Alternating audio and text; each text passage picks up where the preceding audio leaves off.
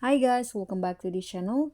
On today's tutorial, I'm going to show you how you can add filters and effects to your videos in a CapCut Mobile. So first, of course, you need to add the videos that you want to edit. And in here, I'm going to add a filter to my video. Click on filter. Then select your favorite filter in here. There are lots of options that you can use. For example, I'm going to go to the scenery category, and here I'm going to use the Moody Fall filter. Okay, click on the check icon and just go back.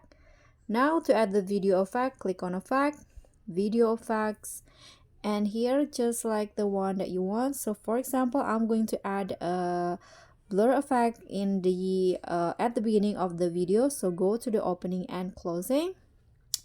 Then here I'm going to use the, let's try the diamond zoom. Click on the effect, adjust it as you like, and when you're done, just go back.